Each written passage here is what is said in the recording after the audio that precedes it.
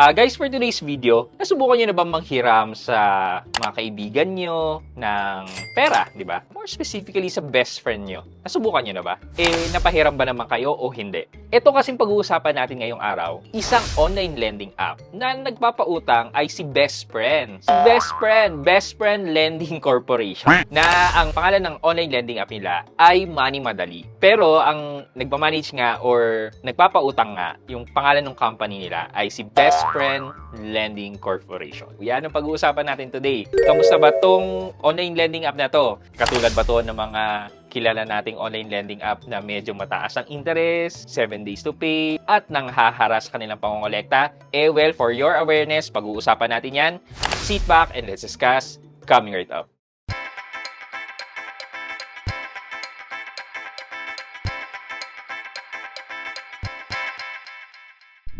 Hi guys, this is Pat and you're in Pat Quintos Review TV. So if you're new here in my channel, I do reviews about personal finance na meron akong experience or meron na akong knowledge na ginawa ko ng videos and playlist na makikita nyo dito sa taas.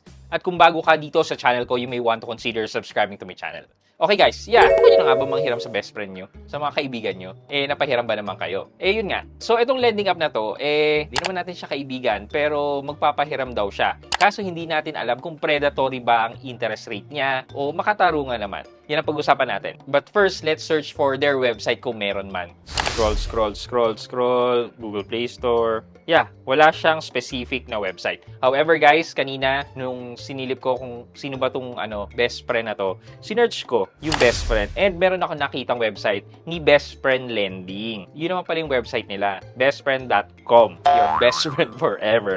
Anyway, sige, click natin yung home. Tapos, yan. Wala masyadong na babanggit dito about their lending app na Money Madali. So, more on, ito yung parang corporate website nila. So, scroll tayo. Mukha namang hindi ito one-pager. Kahit paano nag-exert sila ng effort dito. Ito lang guys, may nakita na akong reference about Money Madali. Ayan contact us, service@moneymadali.com. And it's a good thing guys na meron silang sariling domain nitong @moneymadali.com. Kasi usually ang kumpanya, makikita natin na legit sila and they're in for the long run kapag pinaghihirapan nila yung website nila. Pangalawa, yung meron silang sariling domain email address. Kunyari ako, Pat Quinto. Kunyari gusto kong maging talagang parang business or sole proprietor or one-man corporation. Pwede ako mag-create ng email address ko. Kunyari, inquire@patquinto.com. Diba? So, kasi pag-create ng domain name, babayaran mo yan. So, we know na having a domain name would strengthen your reputation as a business. So, good job kayo dyan, Money Madali. Pero wait lang, hindi natin alam kung okay ba talaga sila. Anyway, sige, pagbigyan na natin sila. Services, one-pager lang pala. Anyway, so natapos na tayo dito. Sino ba to si Best Friend Lending Corporation? So, sinearch ko siya sa Check with SEC app and ito po siya. Best Friend Lending Corporation. At yan yung SEC number niya, which is yan din po ang ginagamit ni Money Madali. And then yung kanyang secondary license, which is meron naman po. So far so good, sumusunod po sila sa documentary requirements na sinet ni SEC. Ngayon, check na po natin ang kanilang Google Play Store para malaman kung ano ba yung in-offer nila. Okay, so ito po, easy application, easy repayment.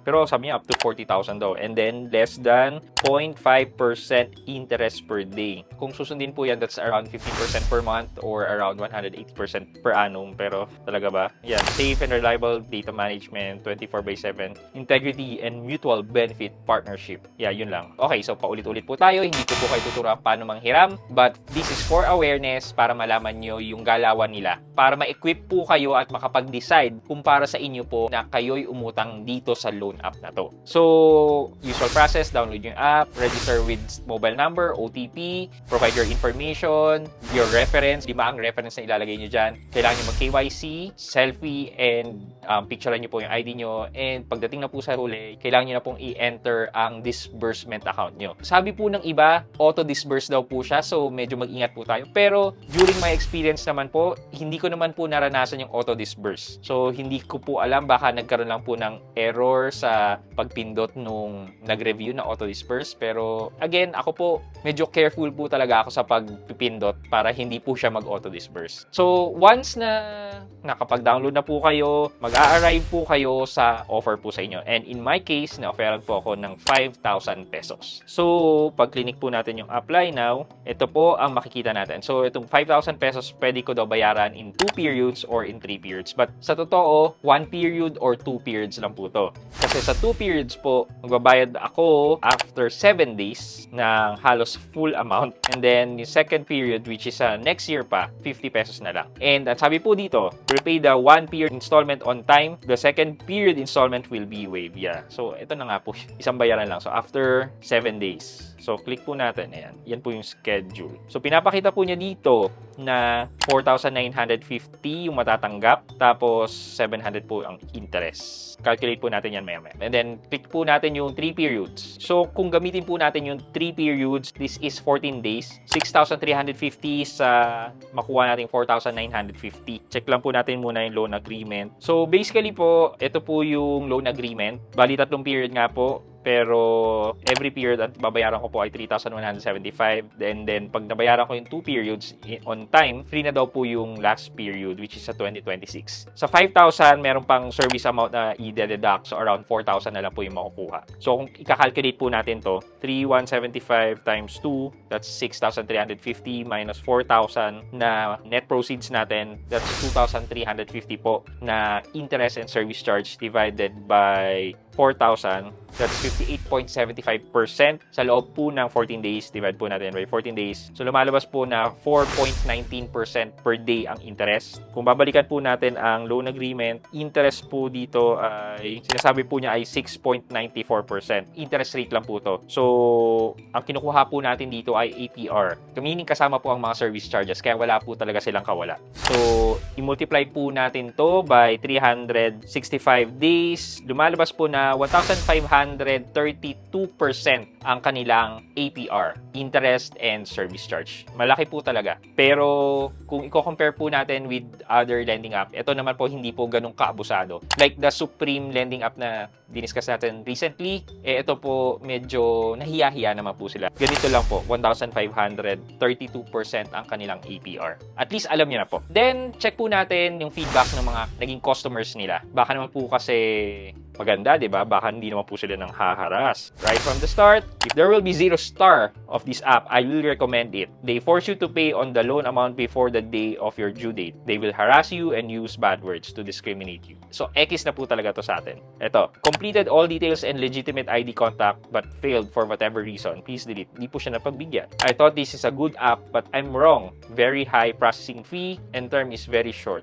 How come? Check lang po tayo ng recent. Ito, 10,925. Ang laki magkaltas ng processing fee. 3,000 to 2,225. And yung tubo pa nila. And one more thing, I hate so much this app. Lesson po to sa mga hihiram dito ha. One day before due pa ako, they keep calling and texting me over and over and threatening me that they're going to post it on Facebook and contact my reference contact. Yeah, so you get the idea. Ganun po talaga sila. Yan. So basically, nakita na po natin kung paano magpautang itong si Money Madali o ang inyong best friend lending corporation, kung paano ang collection practice nila based on the feedback ng mga nakahiram na sa kanila. And again, sasabihin ko po sa inyo na hindi nyo po kailangang manghiram sa mga online lending app para masubukan kung nanghaharas ba sila o hindi. Magbasa-basa lang din po kayo ng feedback or comments sa ratings and comment section ng Google Play Store and sa Apple App Store. So, you will get the idea kung ano yung hinuha or sistema ng online lending app na ganyan. So, for me,